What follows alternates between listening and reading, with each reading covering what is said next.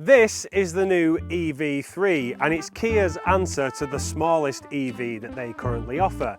And speaking of small, the price tag is slightly smaller. It starts at around £36,000, or of course, you could lease one. And if you do want to lease one, we currently have them available on our website for £300 a month. You'll be glad to know we also offer the largest range of lease deals across the UK and generally are always the cheapest. So pause this video, head over to the website to find your next car. Now this is the Air model, which is the entry-level model as part of the EV range. It's also finished in frost blue, which is a premium paint. This is around a £625 option.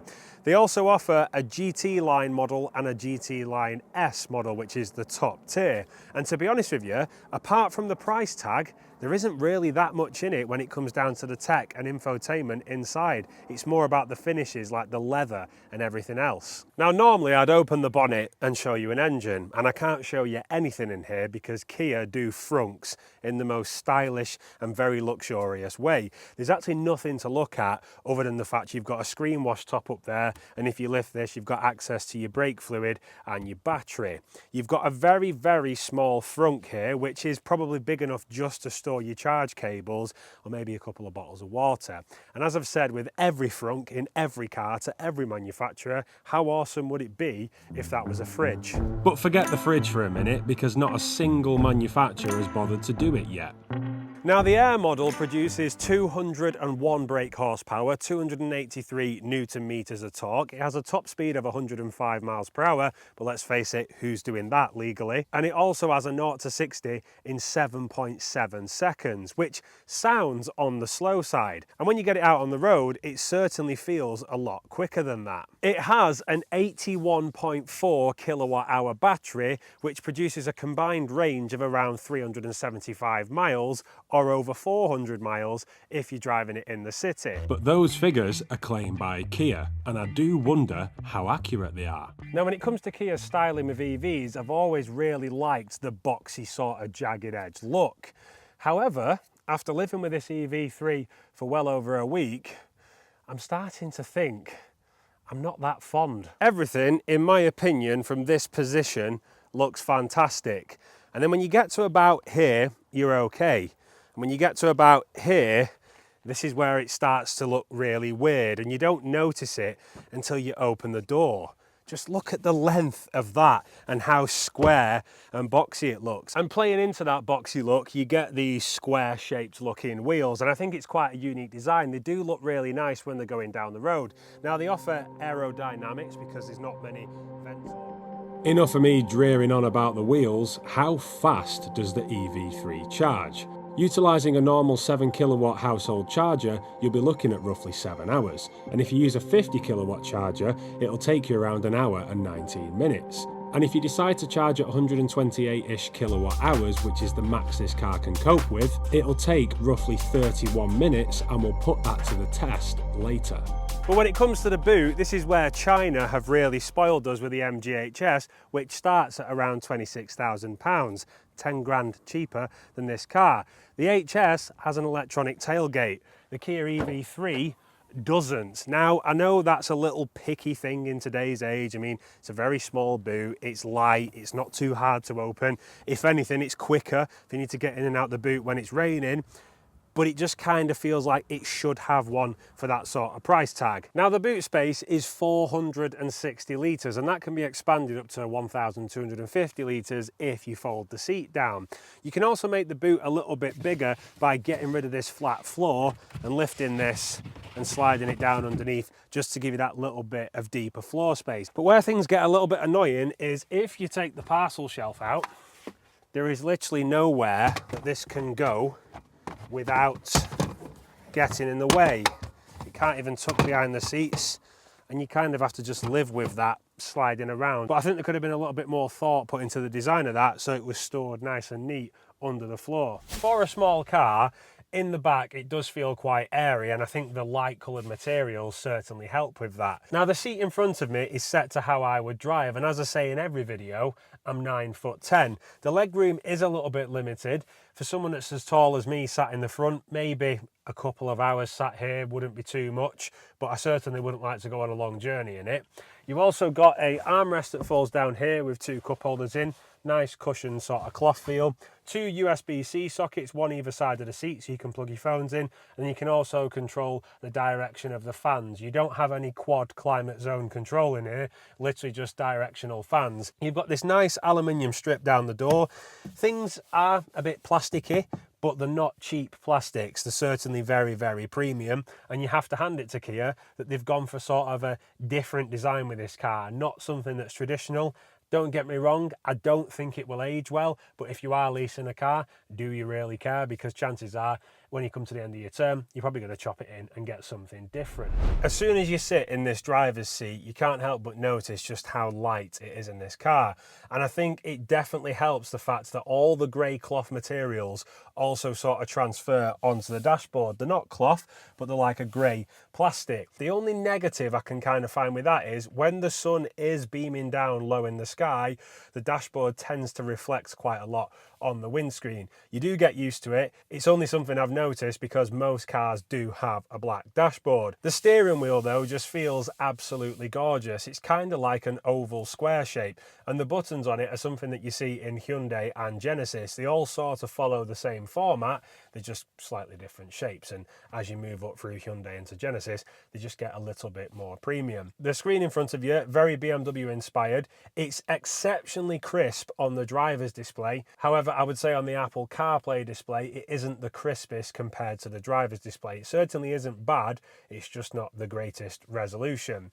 There is one thing though in the new Kia sort of infotainment and dash system that I've always said can be slightly problematic when you're driving, is the climate controls are kind of just in a position where you can't see them past the steering wheel unless you physically turn your head and go to the left. And I know that sounds like a very trivial problem to bring up, but it can be quite frustrating, especially when it's touchscreen operated. There is one thing I like though, you can watch YouTube in the car, only whilst you're parked up or charging. And you need to sign up to Kia Connect, which is around 20 quid a month. I'd have preferred for it to be free, but if you need entertaining whilst charging, you can always play with these fancy cup holders. 3, 2, 1, talk to me.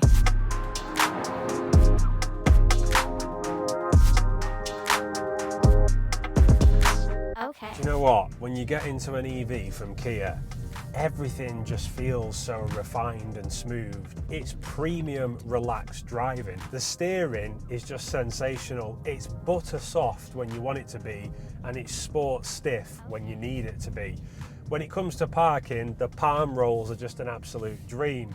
And when you're driving on the B roads, when you want to put your foot down a little bit, it just automatically stiffens up. And when you compare this to other EVs across the market, this is where Kia have got the upper hand. The MG HS comes loaded with tech. It comes with leather interior. It's a little bit cheaper, but you really notice that when you get into the Kia EV3, EV6, or even EV9. Everything just feels so much more premium. What it does lack though is noise. When you put your foot down, you get a little bit of motor whistle, but not too much. The regen braking is rather good as well. You can actually adjust it on these flappy paddles, and I do like that because if you're skillful with the regen braking and you know how to use these paddles, you can actually add quite a few miles to your journey. There's a hill that I tend to travel a lot down in Wales, and it's about a 4-mile descent. And if you set the paddle correct, you can actually gain about 7 miles of range while you get to the bottom. I know that's pretty sad. Speaking of sad, you'll be more upset if you don't do this because the range output will be considerably less than what Kia claim.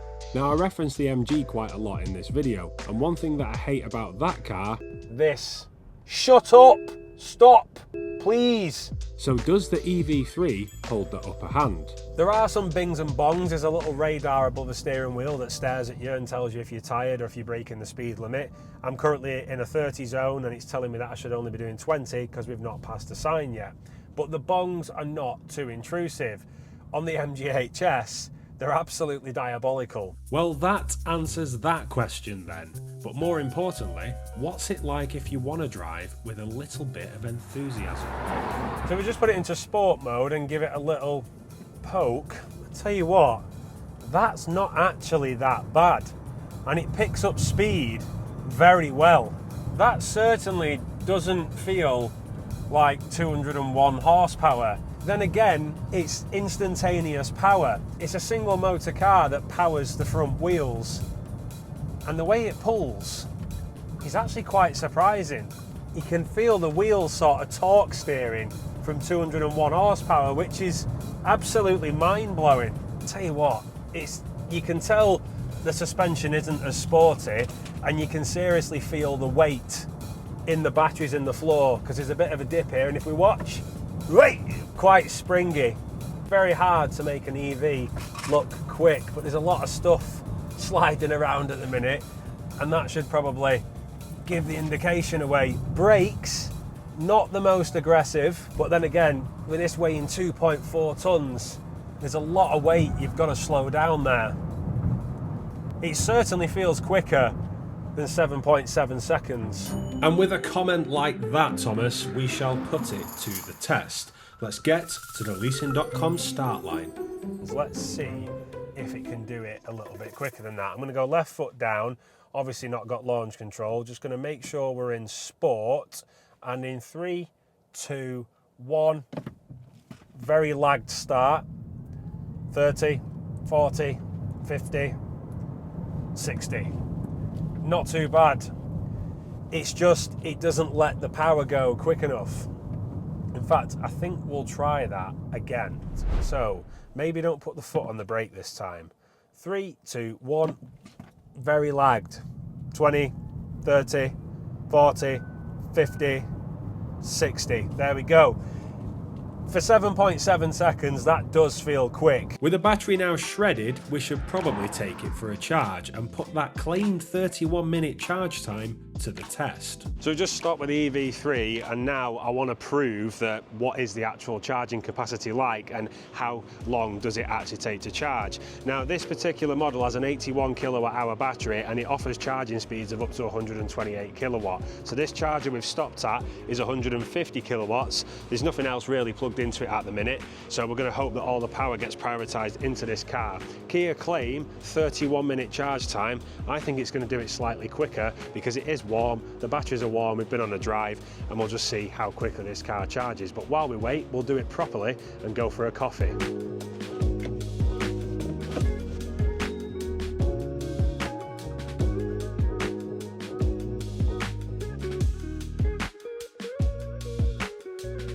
So we just look at the range that's provided, 283 miles in 32 minutes. I don't think it's as problematic as everybody makes out. Let us know what you think in the comments. Whilst EVs aren't for everyone just yet, they do make a lot of sense, particularly for business owners and company car drivers. They can benefit from significant tax savings, and there are incentives available for private drivers too. Whilst the EV3 may not currently qualify for the government's new plug-in car grant, which gives you money off the cost of selected brand new EVs, there are plenty of other brands that do just that. So before disregarding electric cars, it's definitely worth exploring the benefits currently available. I mean, flip it the other way, you really wouldn't want your iPhone to run on petrol, would you?